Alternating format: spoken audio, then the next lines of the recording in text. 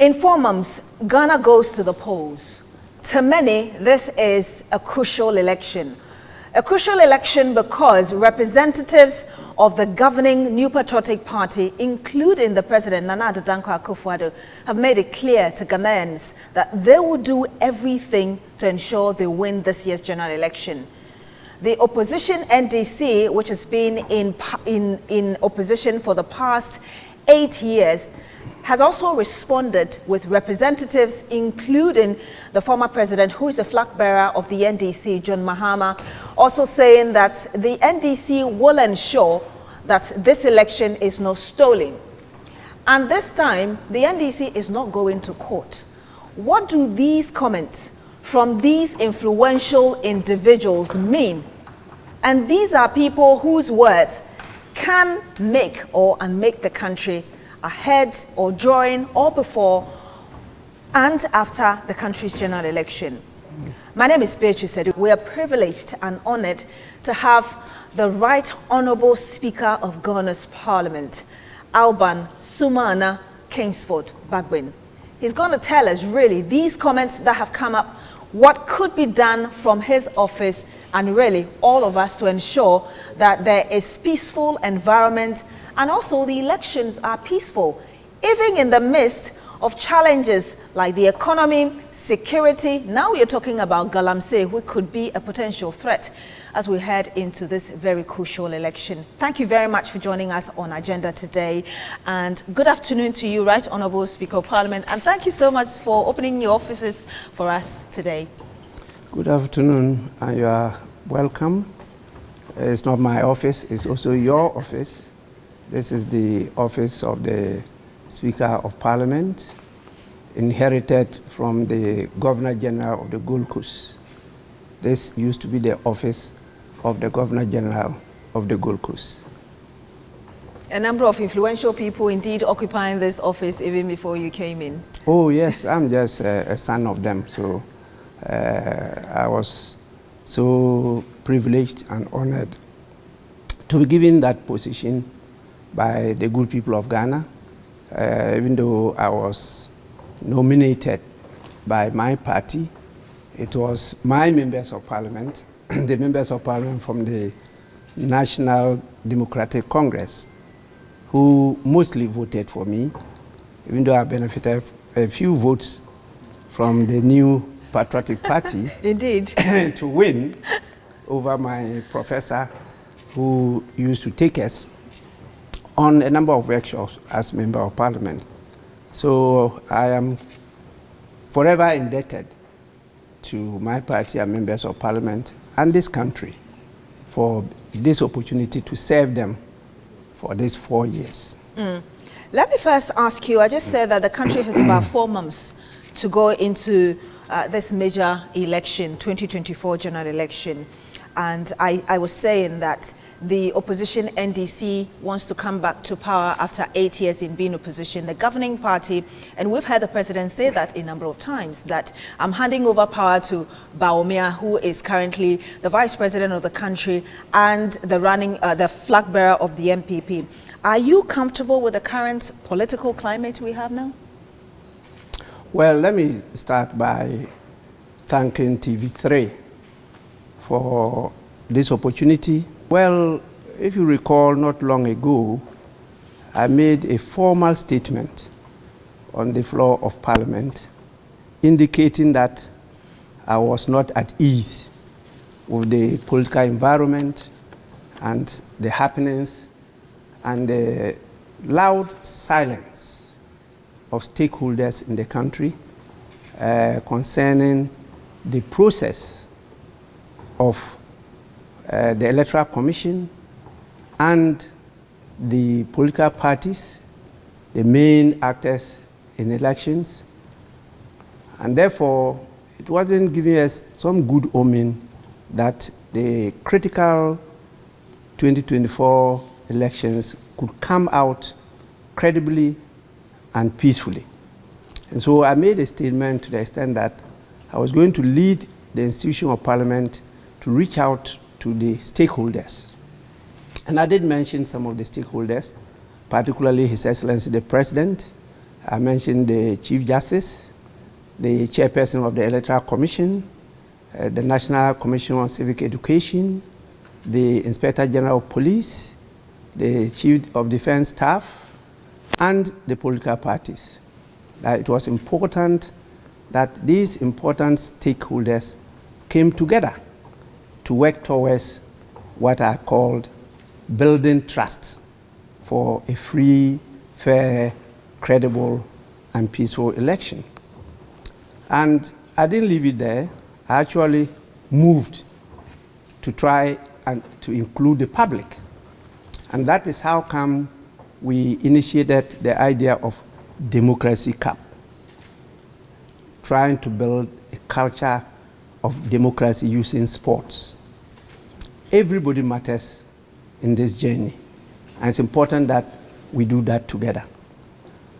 That is why you saw me in the office of the president presenting to the president the Democracy Cup and sharing with him my intent and, in fact, vision of how we could go about working together to build trust in the process, particularly in the institutions of government, especially the Electoral Commission. And we'll go into the Electoral Commission as well, but I want to pick on what you said just a few minutes ago, which is the loud silence of state institutions.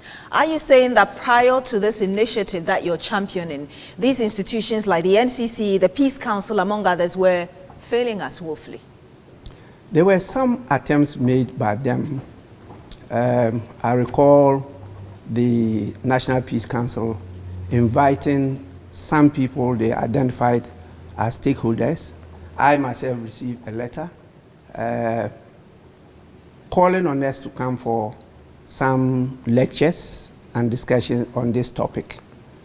But it was not properly organized because these were not done in consultation with the stakeholders. I just mentioned to you that after my statement on the floor, I actually moved to the stakeholders and did discuss with them. I got the president to agree, and in fact, did indicate that he will personally be at the Accra Sports Stadium.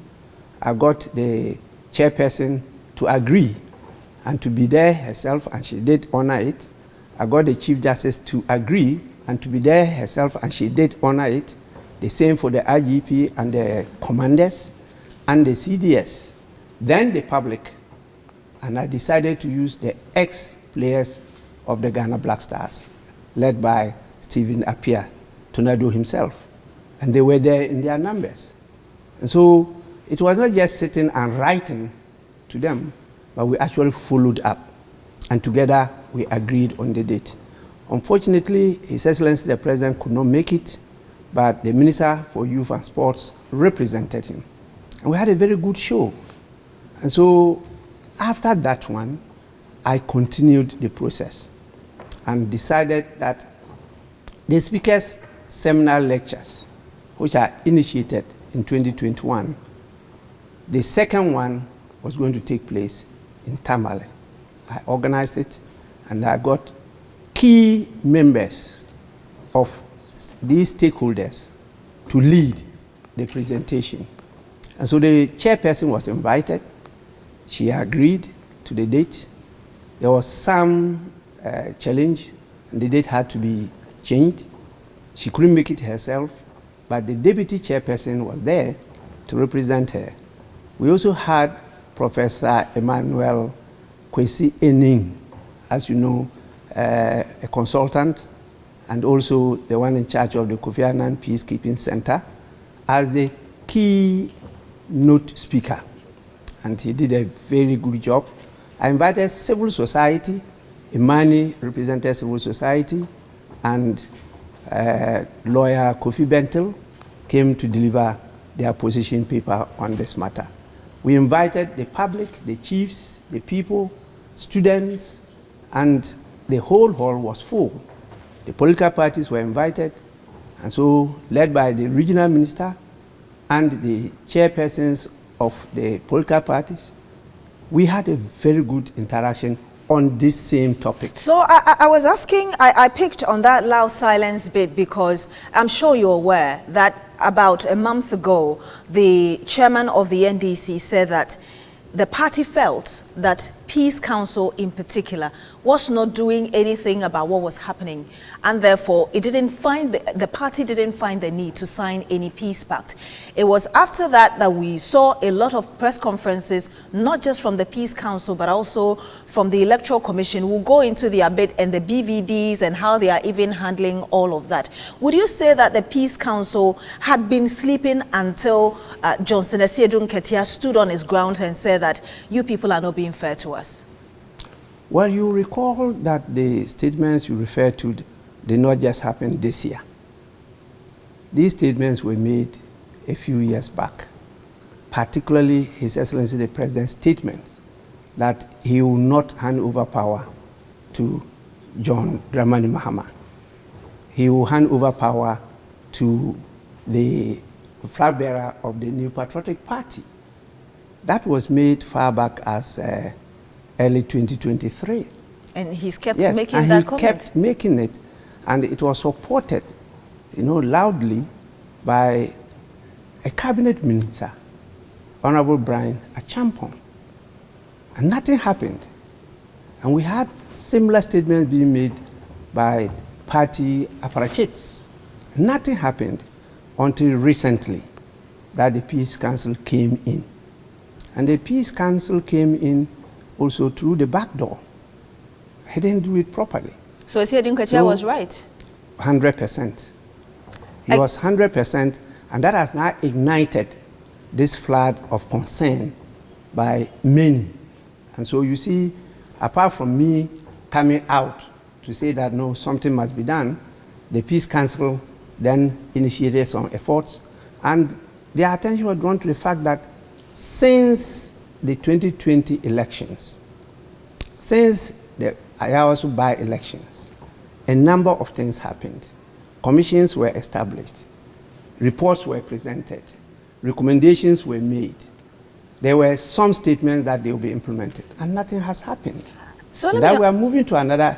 This time, the 2024 elections is unlike the 1992 elections, or the 1996, or the 2000 elections. Why do you say that? It's not also like the 2004, 2008, or 2012 elections. Why? Neither is it like the 2016 and 2020. This is a critical election that will determine whether we are truly committed to the cause of multi-party constitutional democracy. Clearly, this election is not just about the political parties. It's about the soul of our nation. Very, very important.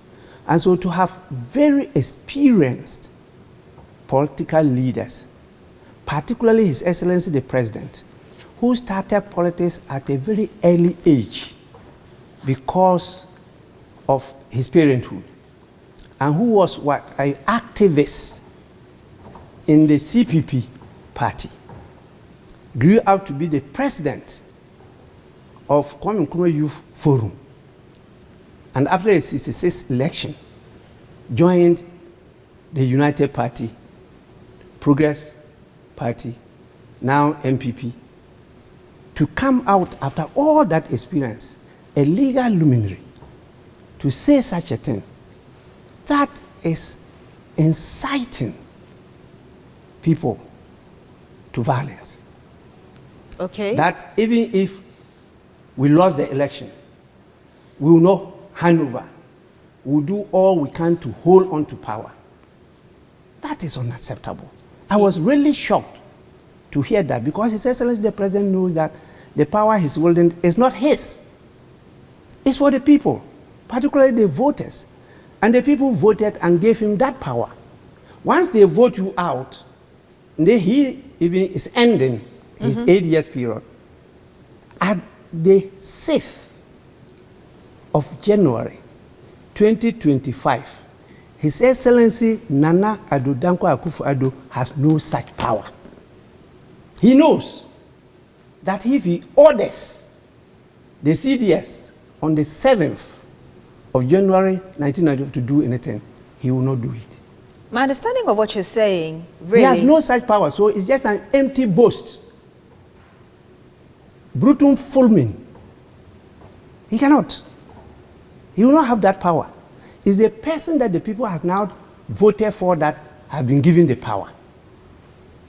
And though the people will be looking at that person, not him.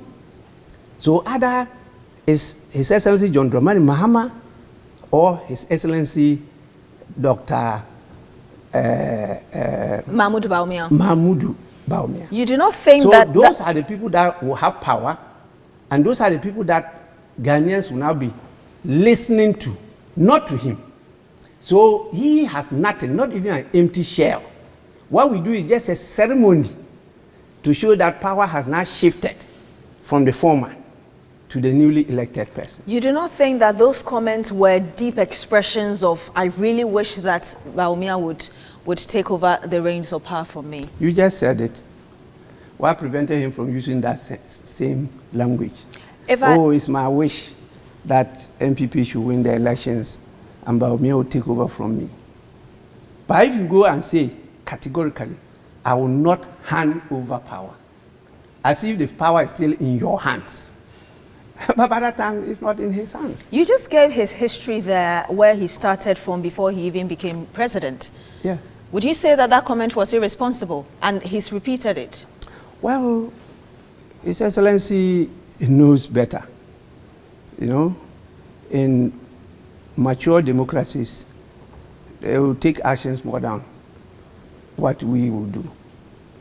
That would have soiled all his records as a politician, you know, and all those descriptions people make of him in terms of law and the defense of human rights or the media, and also his record as a president. This cancels out all. It doesn't show that he's a Democrat and that he believes in multi-party democracy. If I hear what you're saying, you were disappointed when you heard that. Very, in fact, I was shocked.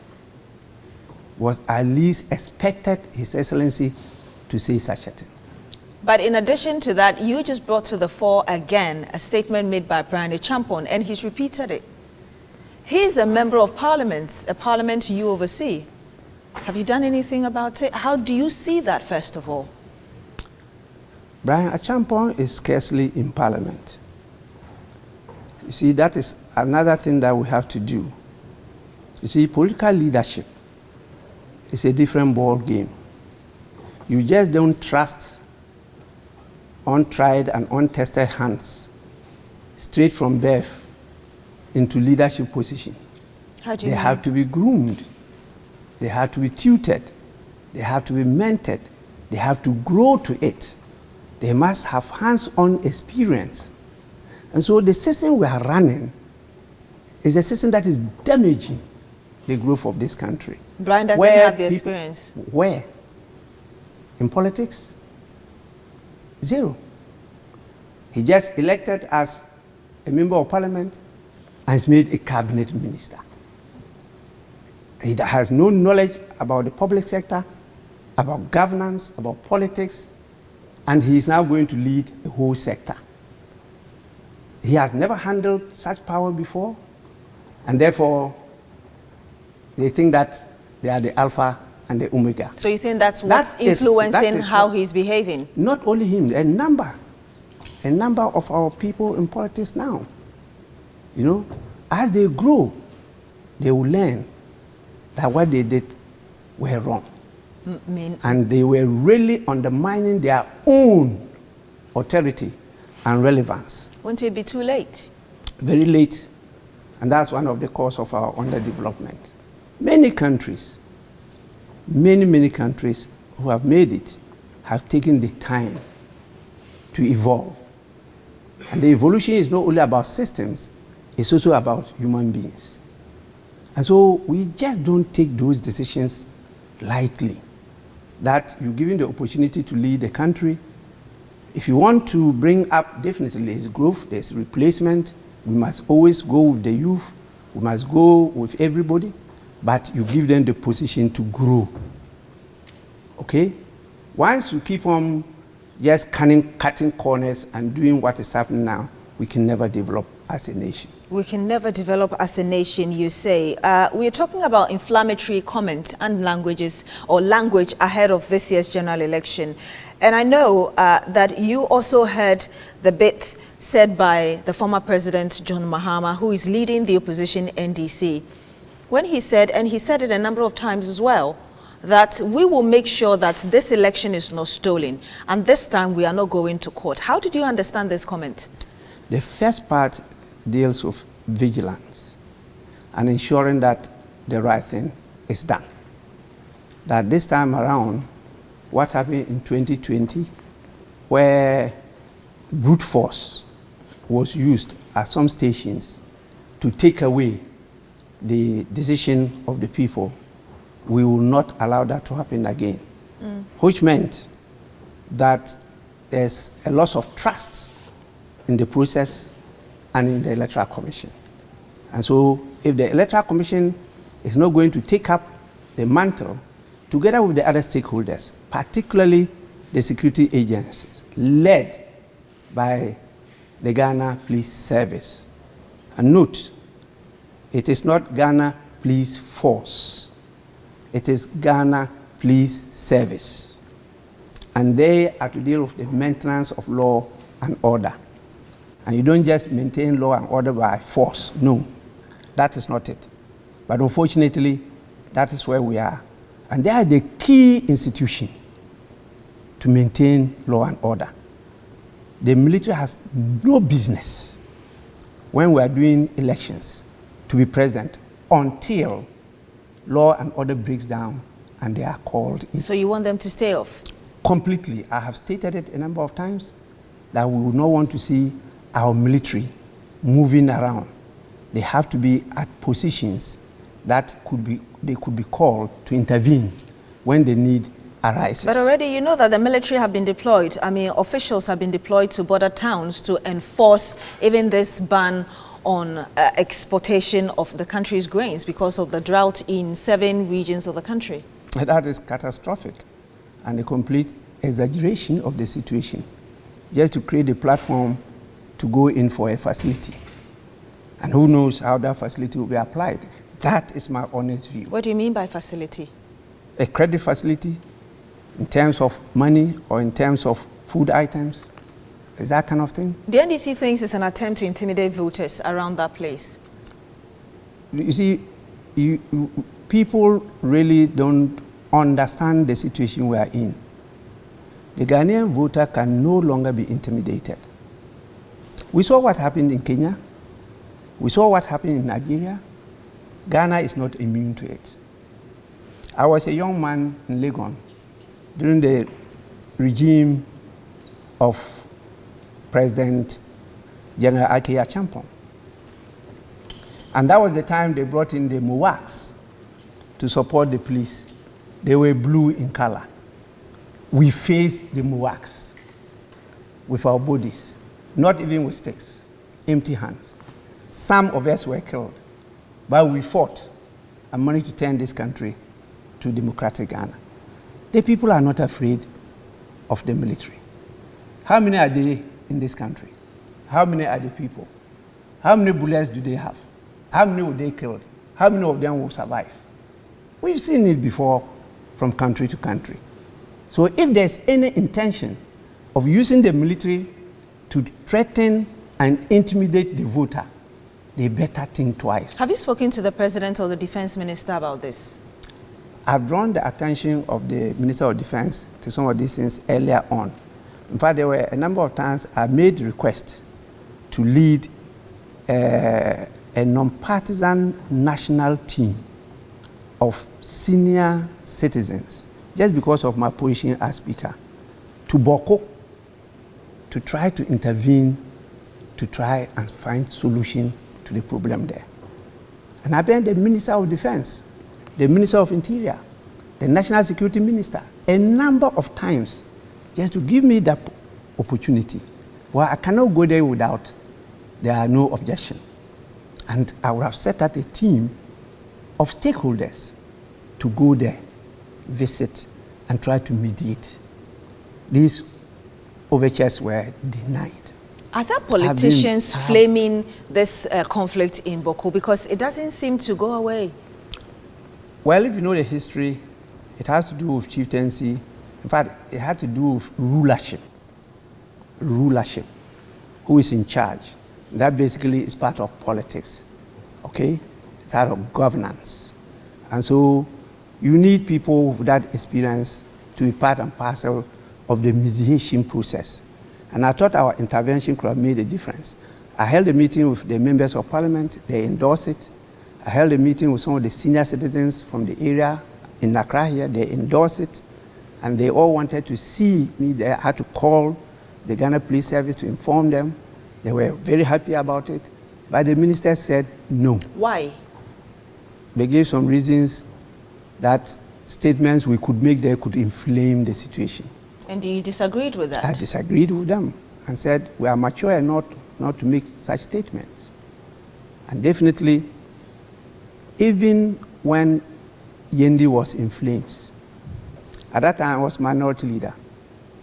I was the first to be in Yendi.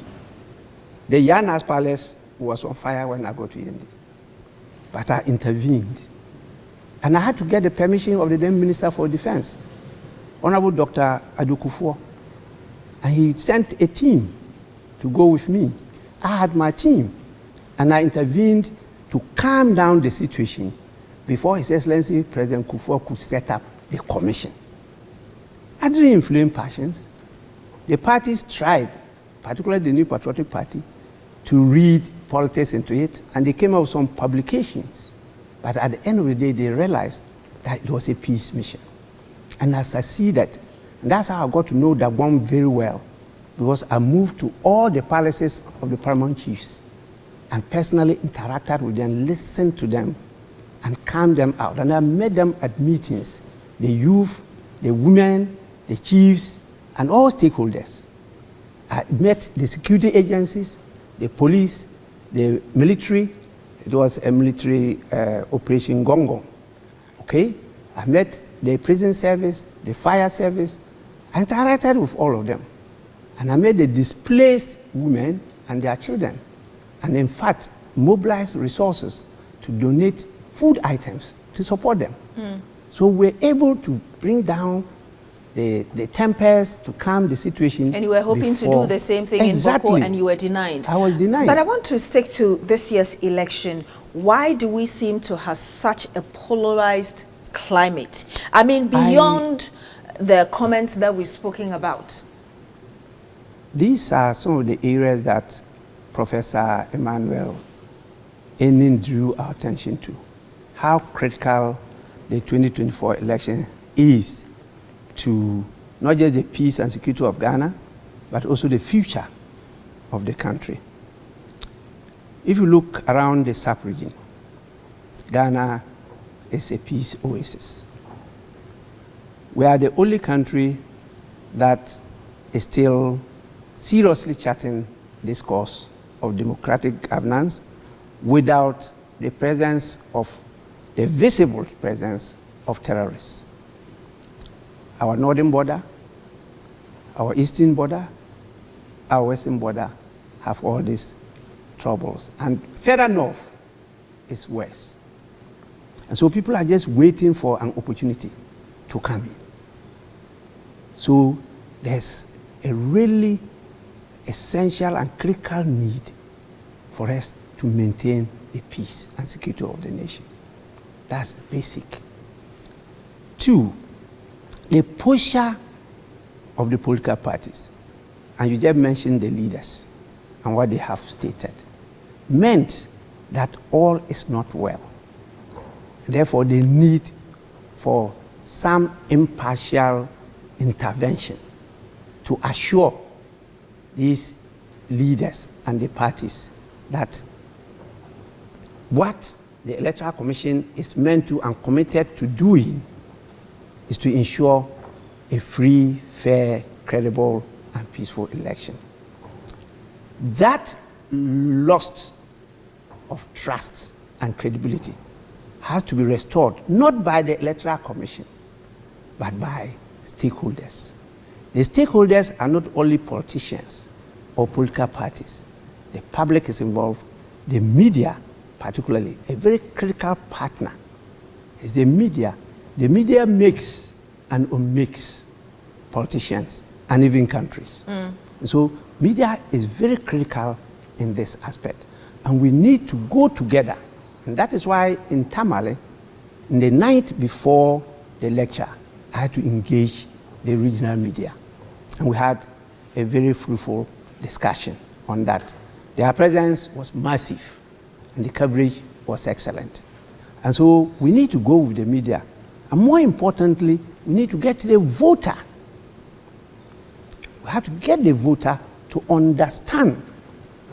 One of the things that we've gotten wrong is that the countries that taught us about the franchise, okay, one man, one vote, direct democracy, where the people are given the opportunity to elect their leaders, are not practicing it themselves. And so when you go to the United States of America, it's not the voters that elect the president. Electoral college. Electoral college. People they believe understand the issues and have got a lot of stake. And therefore, they look for somebody that is generally seen as capable of leading the whole country. The same in the UK. That is not what is done.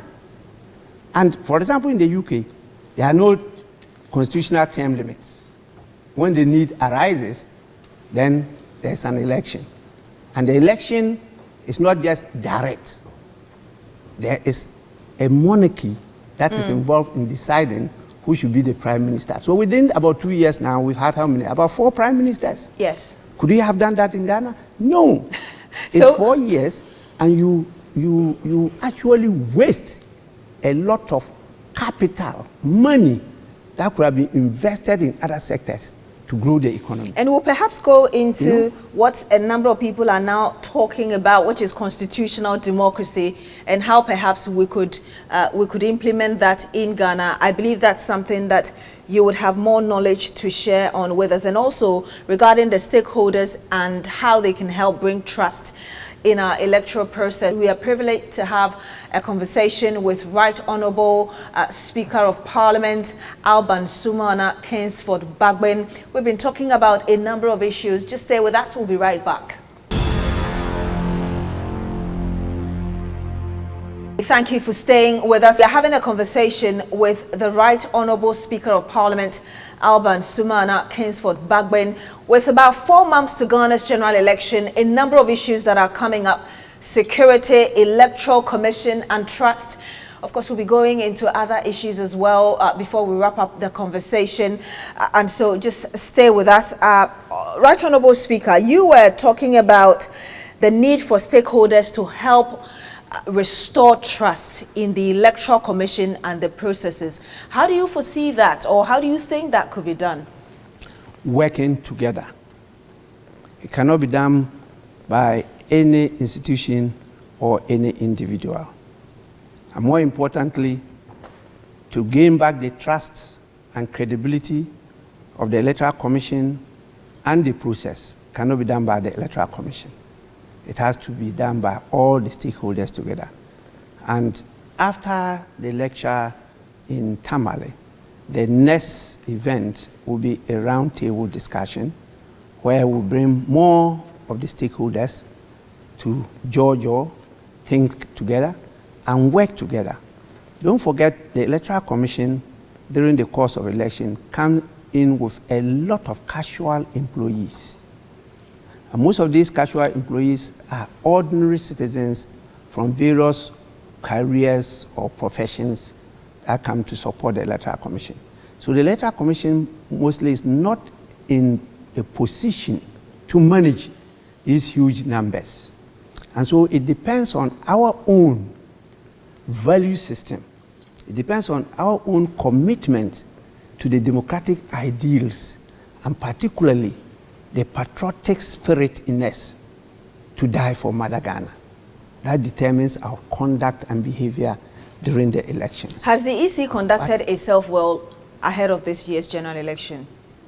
So far, the EC has been prevented from being seen as an impartial arbiter. Prevented by who?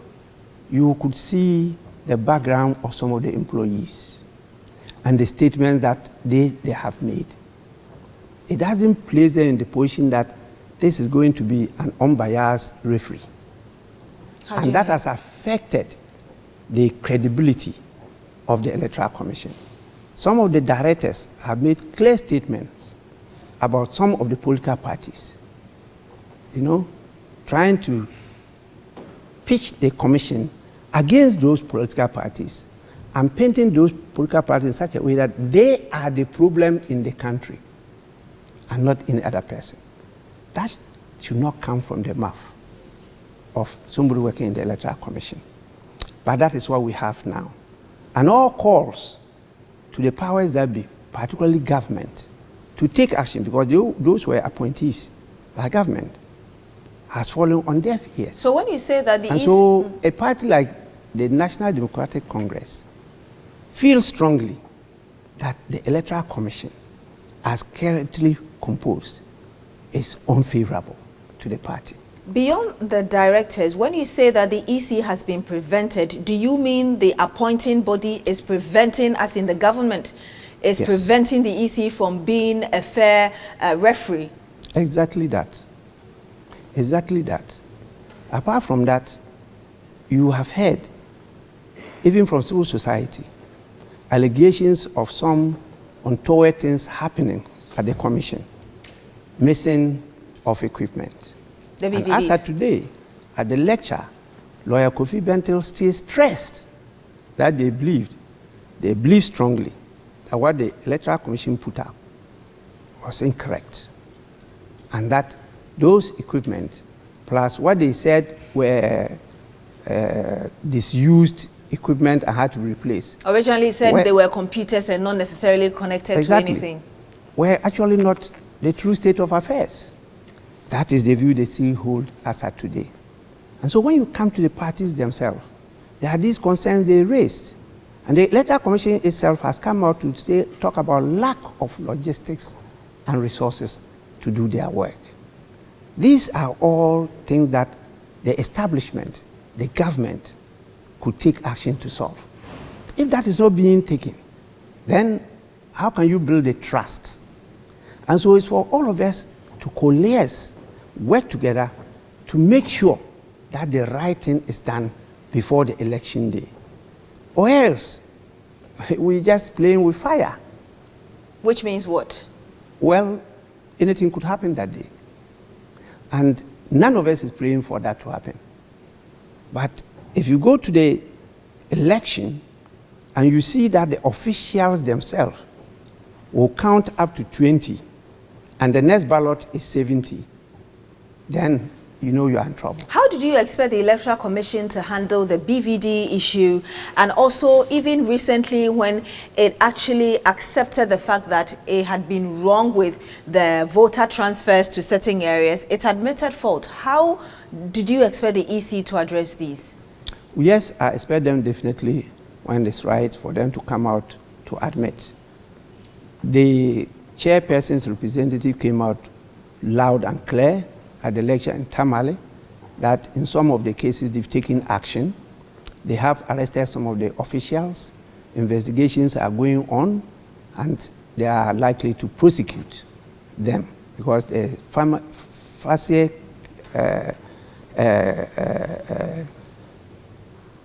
facie evidence that some crimes have been committed, and they are likely to take action on that.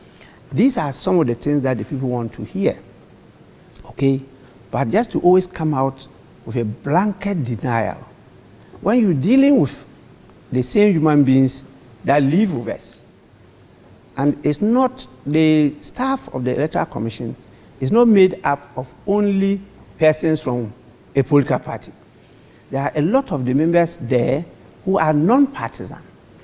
okay, and committed to the cause of Mother Ghana. You may have a few from other parties there, but the situation that we have, the impression is created that the majority, particularly the leadership, are from people sympathetic to the ruling party. So what I hear you say... And that is what we want to try to erode from the minds of the people.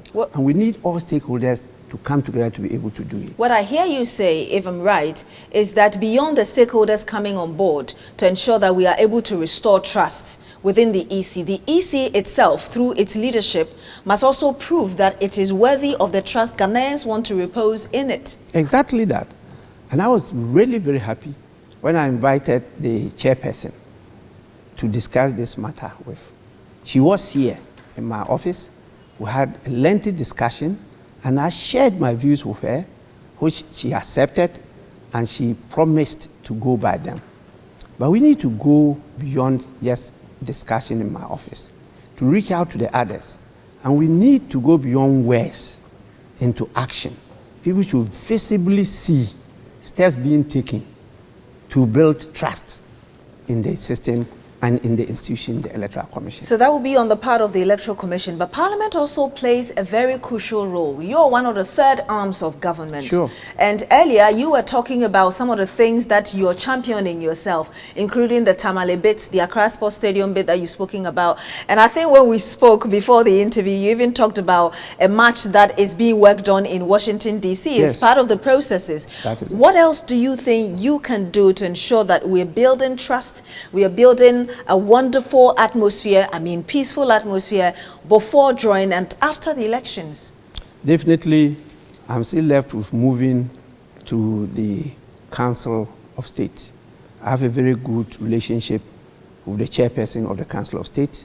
I will, through that connection, engage the Council of State, not me as an individual, but the institution of Parliament. Then we'll get an event with the media, because media is very critical in this matter. When we come together, then we organize this round table. This, I'm talking about within these few months, because the election is just in December. 7th. And the most opportune period is before the climax of campaigns. And so we don't have much time. And that is what I'm committing myself to do. After the discussions with the Council of State, and definitely these are elders, we'll have to see how, and some of them are our kings and queens. We'll have to see how we meet them. Okay, the traditional leaders, the spiritual leaders, and particularly the spiritual leaders. When do you intend to have this council? Oh, sometimes. Please finish with that thought. You know, there are some of the things that are beyond us.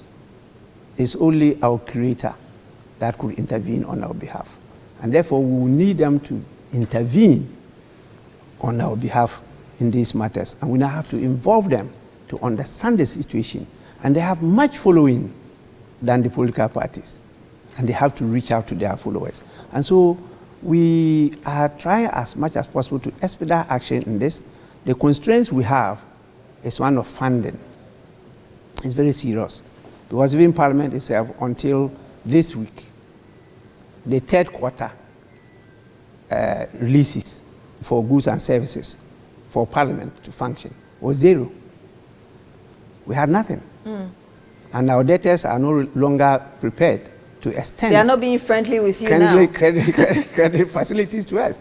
And so that is a serious a challenge, which I will try as much as possible to surmount as the leader of the institution of Parliament. But when do you intend to have that meeting with the Council of Elders? We are having a discussion as to the suitable date, because we want attendance to be good. We don't impose it on them. We have to get in touch with them to agree. Right. And they are closely just by us here. We are in the same presence. Indeed. So we can always have it. Even if we decide tomorrow and they all agree, we'll meet. Right, Honourable Speaker, one of the issues that I know you have been passionate about as well, which is still on the lips of a lot of people now, even as we speak, is the issue of illegal mining. And I know that on Tuesday, for instance, there was a whole debate that that happened on the floor of Parliament. There are certain people who think that the current administration has abandoned the fight against illegal mining because it is looking forward to the 2024 general election. Mind you, that after the 2016 election, we had then Information Minister Kojo Oppong-Nkrumah confirming that indeed because of the government fight, no, it was actually the 2020 election. After the government fight, the party had reduced number of votes. The reason perhaps we even have this hung parliaments that we have now.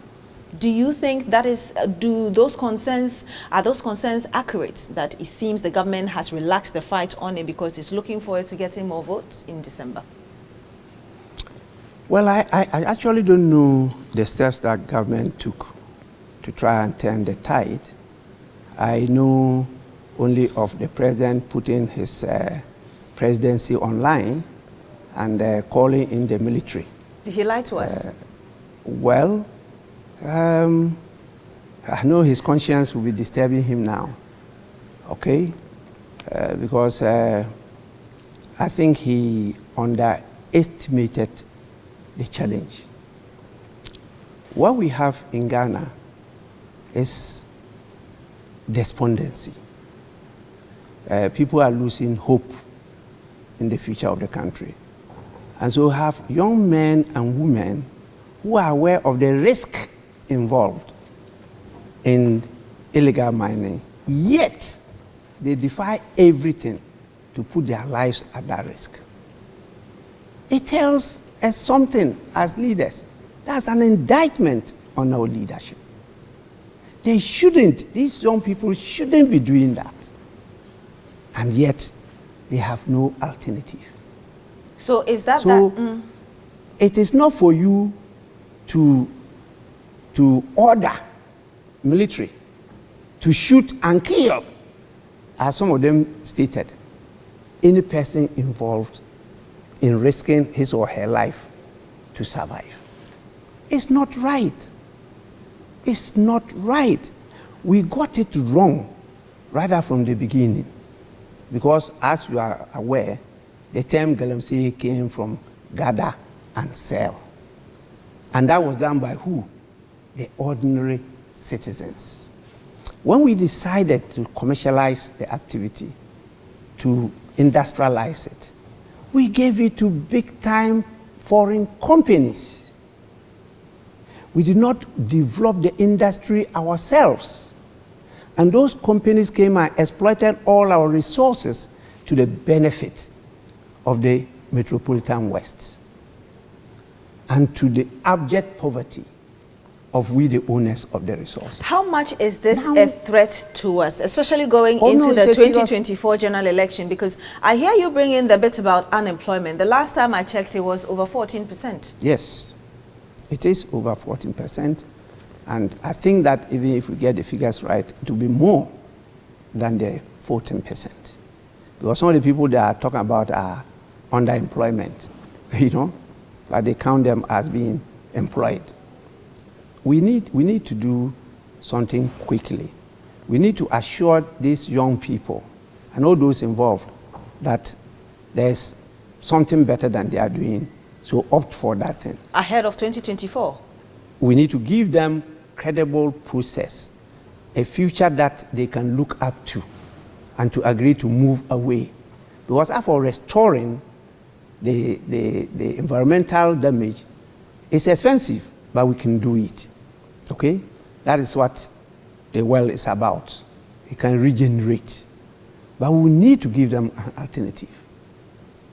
How is this a threat now as we speak? Serious threat. 4 months to the country's general election. Serious threat. Most of those people definitely will not buy what the politicians are saying now, because they've heard it many times.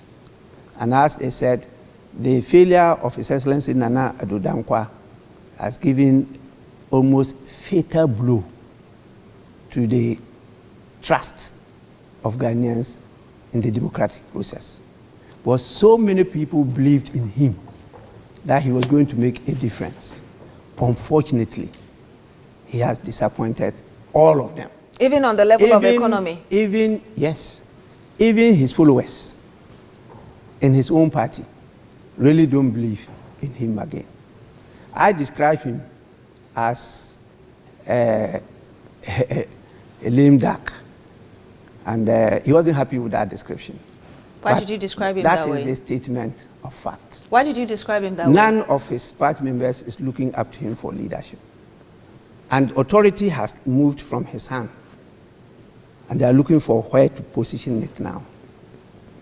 So most of what he's doing, his people are not in support. So what you're saying is that even with the explanation of COVID-19 pandemic and the Russia-Ukraine war, which is still raging, you do not think that the government has been able to handle the economy much or well? Those things you mentioned, were they only things meant to affect Ghana? What about the other countries? Are they in this state? What about the Ukraine itself or the Russia? Those warring factions. What is the state of their economy there? So what is our problem? It's leadership. That is the problem of Africa. It's leadership. And our definition of leadership is different from the others. And so we keep on making mistakes because we only listen to those who are in the position to deceive us and cajole us to believe in them. We don't even take a step backwards to analyze where they came from. Why don't we? Well, it's basically because of lack of information. The fact that we've not been able to educate ourselves. When I talk about education, I'm not talking about formal education, read and write. No. Even informal education in the family. We've not been able to imbibe the values that build integrity. Not just integrity in the person, like honesty, but also in our systems. And so we rather glorify people who have developed skills to defraud, cheat, and deceive us. Those are the people we glorify. And so any person that wants to come out to face the bullet and tell the truth is scandalized, destroyed, and nobody comes to the defense of the person. And so the others, I mean, definitely you are intimidated. So what you're saying is we love evil more than good in this country. Exactly, this is what we're doing. This is what we're doing. You just mentioned leadership, and on Tuesday when that conversation about illegal mining came up, you said something, and I'm going to quote you here, that if we take a census, some of you, referring to MPs, will be there. Why'd you say that? Because they are involved. You know for a fact that a number of... Please, even when we talked about this, there were some fraudulent micro finance companies that came out some time ago. And these MPs were involved. And some of them used those resources to contest to come to Parliament. And they are again involved. Couldn't you have done anything about it? I wasn't even there. I didn't know it until some investigations were conducted, and I got to know it. Did you do anything after? As a speaker? The Speaker of Parliament. What At least the members of Parliament are, quote unquote, under your leadership. No. If you look at the legal framework governing the functions and the role of Speaker, I cannot go that far. You understand? I've tried these 4 years to try and handle the balance. Many people don't know the difference between this Parliament and all the other parliaments. Tell us. That's very different. Very, very different. We had a plurality or majoritarian system before this Parliament. And therefore, decision taking was very easy. You had the numbers, you put the question, and the majority had it. This time around, there is no majority party in Parliament. We have complete hung Parliament. Not only in the numbers, but also in the gender. You understand? The ladies, 20-20. and all making 137, 137. Do you think... With one gentleman being independent. Now, how do we take decision? And so most of the time, I have to create the opportunity for us to sit down to dialogue, to agree on daily basis the agenda we're going to execute for that day. And how do we do it? We agree every morning before I come to preside. But during the course of it, yes, the leaders are leading people. And so when the people disagree, the leaders cannot continue to sacrifice their lives. So sometimes they have to listen to the people. So things change on the floor. And that's why sometimes I say I'm taken by surprise. Okay? And we have to go back. So it became difficult for us to take decisions. It's also good for us because we've now been able to hold the government on a number of issues. Oh, so this near-hang parliament, as you used to refer to it, is actually good for us. Has it helped us? It has, and I will always preach that we need to be having it from time to time, if not continuously, because we need to build the institution of parliament. This democracy hangs on the strength of the institution of parliament. If parliament had been up and doing, this country will not be in this debt or in this mess. Because the structure that we have in our constitution, in spite of all the powers of appointment that have been given to the president, is in parliament. And parliament can hold the president really to account. When the president refuses to answer the call of parliament, if the state institutions see themselves as not government institutions, they will play their role by supporting parliament to implement the law. We talk about rule of law. We're not talking about rule by law. What's they are the not difference? the same. We need another opportunity to discuss that. And so, parliament has to be empowered. Almost of the issues people raise is because we've not delved deeper into it. The fact that as a member of parliament, you are given a position as a minister of state doesn't take away your role as a member of parliament to even criticize your own government. I did. I didn't find favor with some of my colleagues, but clearly they are happy I did. Certainly, because you were able to stay in parliament for almost 30 years. Exactly. And that is MP. why from time to time they even call upon me to take some of this responsibility. So it's not bad to do what is good. You understand? And we need to carry this culture on. And no president can run over parliament. The system that we have. And when I started raising it, I met challenges. Because the system that we have, you need only 2/3 votes of the members of parliament to do what? Impeach a president. If you have to remove the speaker, you need 3/4, which makes it more difficult to remove a speaker. And what I was simply doing was fighting to make sure that we strengthen the institution of parliament. I didn't sell my conscience to enrich myself, and that's one of the issues I want to stress. When we talk about prosperity, when we talk about greatness, when we talk about the growth or development, we're talking about the community, the country. We say America is rich. We don't say the Americans are rich. But in Ghana, in Africa, we are translated to the individual. And so the individuals try to aggrandize. And they become rich, but the country becomes poor, and the majority wallow in poverty. So what you're saying is that although... Okay, I want you to finish on your thoughts. That is what we must learn. Because I see people use the word prosperity and this and talk about individual. All of you who have visited America, you know that the people are not rich, but they have a system in place that takes care of their priorities and make life worth living. But they don't have cash. They don't have property. But there's place for them to lay their head comfortably and to give up their best until they go back to where we all came from. So it's very important we get that sense of building the country, the nation Ghana, not ourselves. So I hear you say we need to empower Parliament. I hear you also say that it is not bad to do what is good. And the reason you're calling for the empowerment of Parliament is so Parliament will be able, as one of the three arms of government, will be able to hold the government accountable. And you are also saying, if I heard you correctly, that although you were selected from an opposition party as the speaker for a hung Parliament, you've tried your best to ensure that you're balancing the equation, even sometimes against the party that nominated you. That's what you're saying? Truly, and they all know it.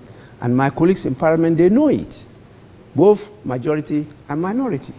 Without my intervention on many occasions, nothing from government will pass through Parliament. Did you ever hear that they said sometimes you were tilting too much towards the governing MPP? How did that make you feel, if you ever heard that? Well, I just take it that it's ignorance, because they don't understand, they don't appreciate the situation we are in. And so most of the time, if the speaker decides to go by just the numbers, on daily basis, you see the National Democratic Congress is always in majority on the floor, on daily basis. And if you have to take decision, then you see our colleagues trying to buy time to be able to call their members to come. If the speaker decides to push ahead and put the question, they will definitely lose. And at the last sitting, not this recall, you saw how they voted out the IDA facility of $250 million. They didn't have the numbers. This recall, there are a number of issues they could not take because they didn't have the numbers. The NDC members were at all times more than them. So this recall eventually was irrelevant because they couldn't achieve what they wanted? Well, we had, because of the national interest, to rescind the earlier decision and now approve the IDA facility of $250 million for the country in order to keep at least our economy afloat. But I hear you also say that you've been able to handle this hung Parliament well. That's what you're saying? Posterity will judge. And I can assure you there are records to show that what I have done, please, is worth commendable. We're privileged to have a conversation with the Right Honourable Speaker of Parliament, Alban Bagbin, having a conversation around the 2024 general election. We're just 4 months to the polls. What issues need to be looked at and how the country should ensure that we are able to create the necessary environment for peaceful elections. Stay with us, don't go away.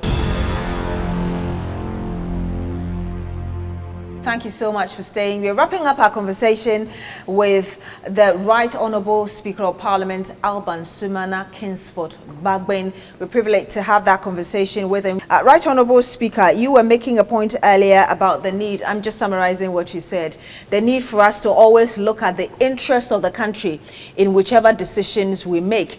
And you have exemplified that in Parliament, supervising a near-hung, or should I say hung Parliament. We are wrapping up our conversation. I wanted to bring this thing up. Is there a state capture in Ghana as being mentioned by some minority members of Parliament?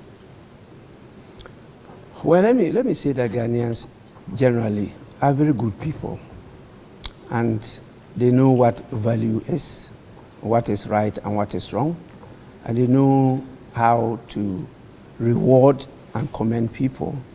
And for this period, as you recall, a number of traditional areas have called and honored me with some titles. So I am Na, I'm Nana, I'm Togbe, you know. Which one would you want us to refer you to? Well, I'm all. You know, as a speaker, you present everybody. And that is what I've been doing for these years. I think that the people who talked about state capture have tried to produce evidence to support that. And there's strong evidence on the ground that there is really a process to have a complete state capture. Do you believe those documents? I have read some, and there's no reason why I don't believe in what I have read. And I have visited some of the areas and have seen there's enough evidence that there's strong state capture. And we really need to take action against some. There are some other areas that I disagree with those who talk about the state capture and some of the examples that they've mentioned. And so I often call them and try to discuss with them and to produce evidence to show that this is rather in the interest of the country. And I've done it a number of times to my friends, particularly the members of parliament who appear on TV, radio to talk about these things. But there's strong evidence that there's state capture. How has this affected us, our current state?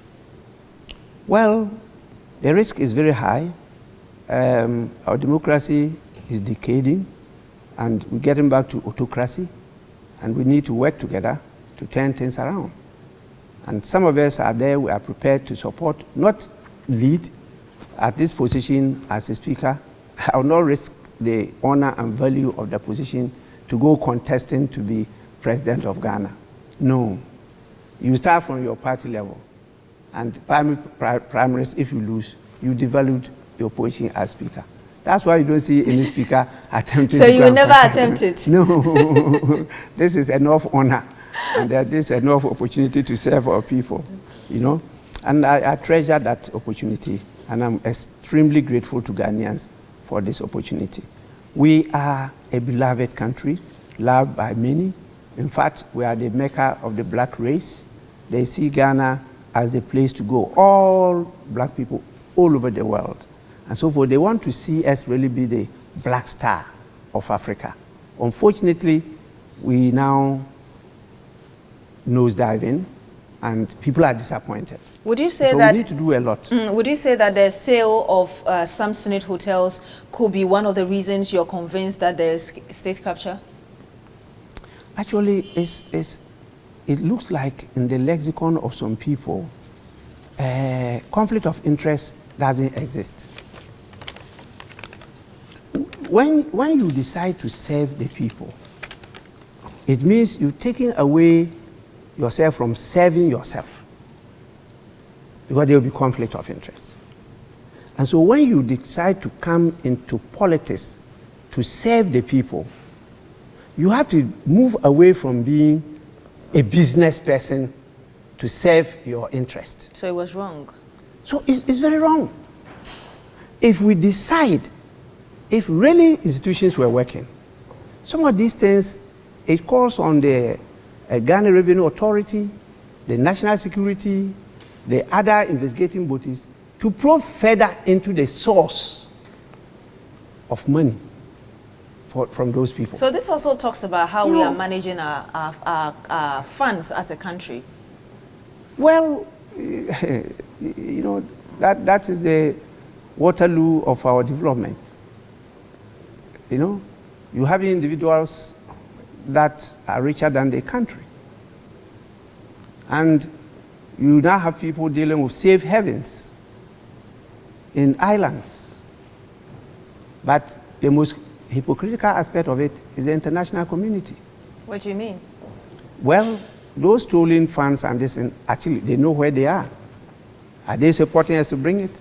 In the case of Nigeria, they struggle to get them to release the money.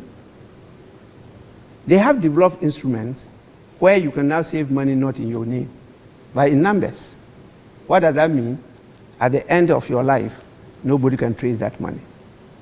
So would you say that is thing that people who call themselves educated should know? As I sit here, I don't have any account outside Ghana. Why? I don't have. Why? I love my country. I save in Ghana. That is it. Is the National Cathedral project necessary? Well, it was a pledge by His Excellency the President to God when he visited the Wailing Wall. My evidence is that His Excellency visited the Wailing Wall 3 times. And that was one of the pledges. But it was a personal pledge. It was a personal pledge by him. So it shouldn't be a national project? No, it shouldn't be a national project. It was a personal pledge. If I became president, I will construct a cathedral in honor of you, my Lord.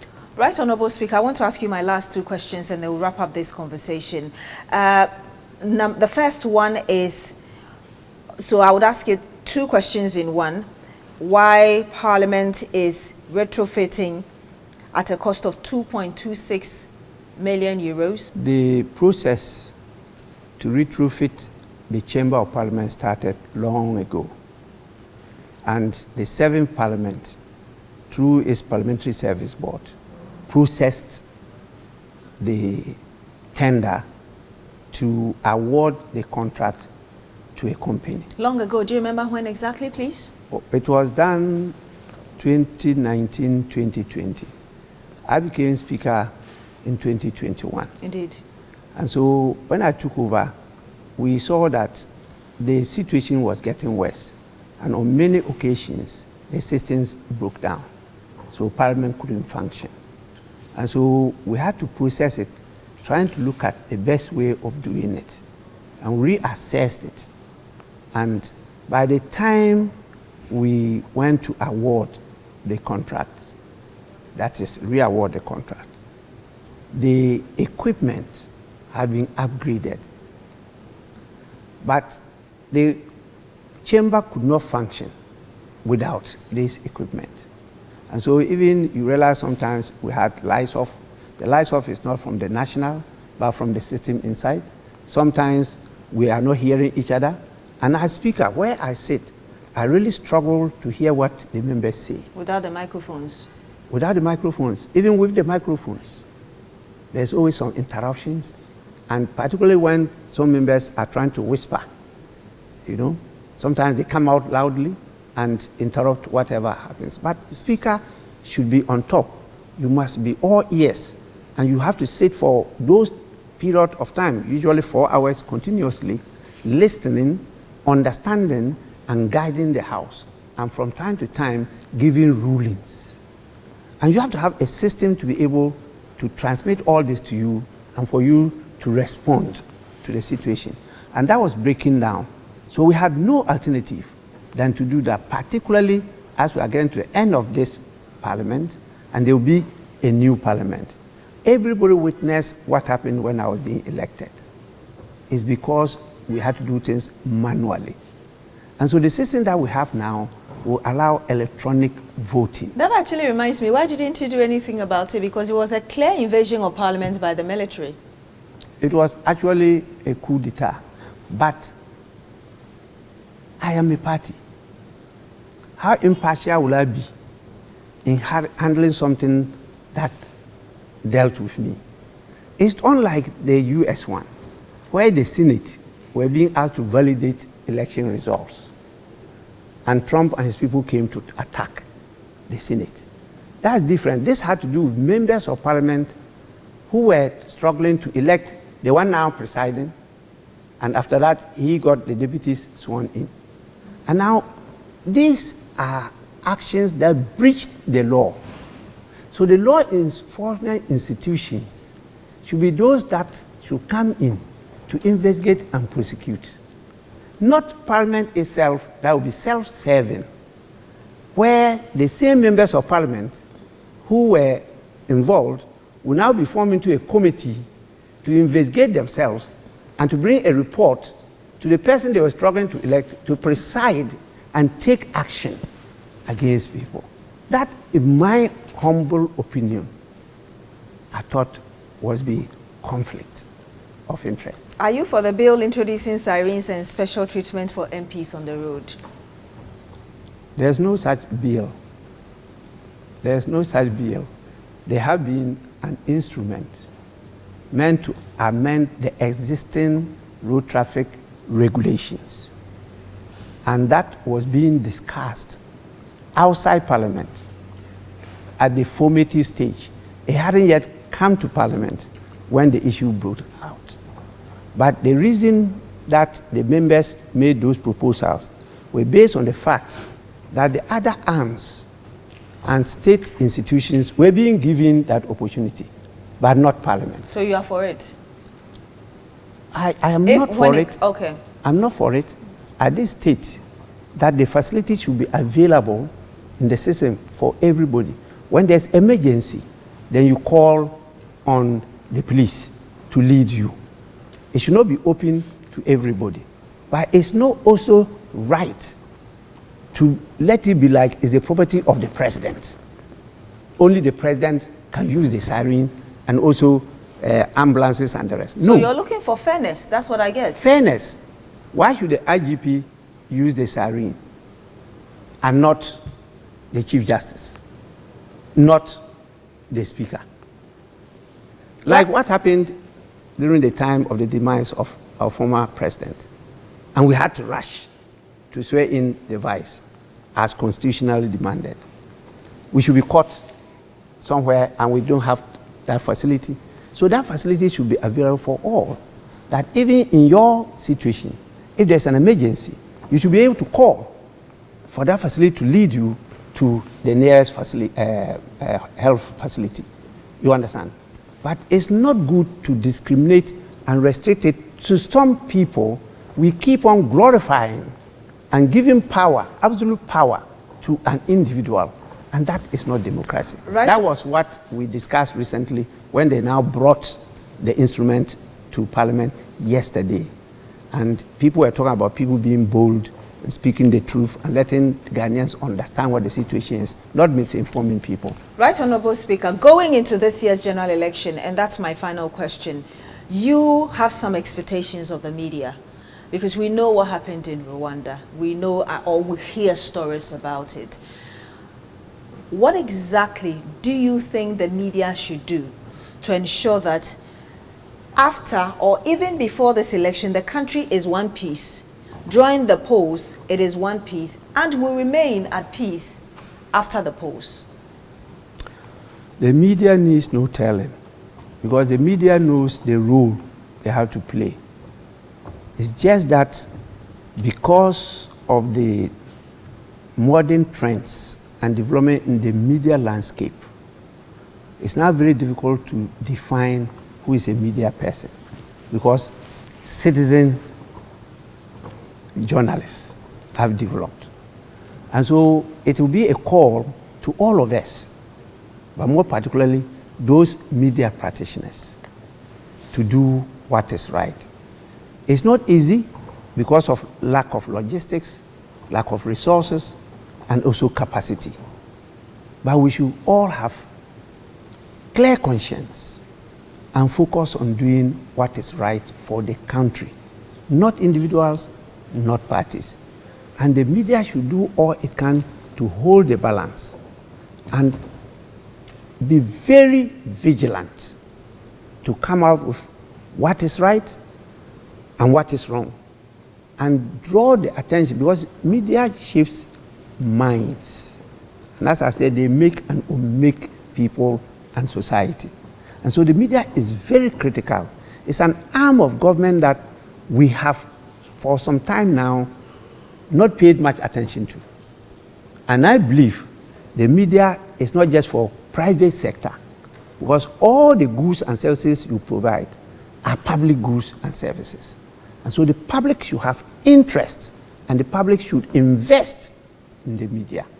And so we need to really look at the legal framework that we have in the Constitution and try to strengthen the media to be able to hold all of us, including myself, to account. What do you mean the public must strengthen the media? You mean the state or the government must invest in the media? Well, where do the government get their resources from and their mandate? It's from the people.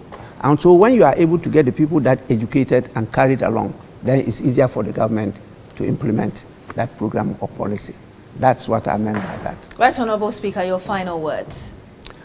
I pray, and not only pray, I'll work towards making sure that we rebuild the trust and credibility of the electoral process and the Electoral Commission.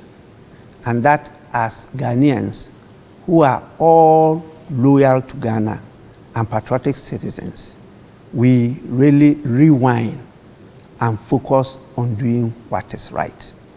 Ghana is our only dear nation, and we should all do everything possible to make it better for everybody to live in. With this, I want to once again emphasize the importance of the December 2024 elections. It's a critical election. that could make or break our journey to the unending path of multi-party democracy. And so it's a plea to all. Please don't just think about today, think about tomorrow. Do your best to make sure that we have, before, during, and after the election, a nation called Ghana, our beloved country. If we are able to succeed this time around, we'll attract many more people to refocus and to invest in Ghana. So you just watched right there the Right Honourable Speaker of Ghana's Parliament, Alban Bagbin, was the longest, and I should say perhaps has been the longest until his appointment in 2021 as the Speaker of Parliament, was the longest serving Member of Parliament for the Nadoli-Kalio constituency for almost 3 decades. That was about 28 years.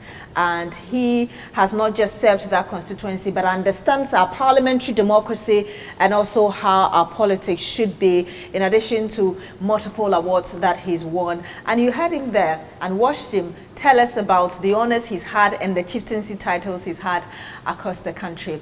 My name is Beatrice Adu. Thank you so much for joining us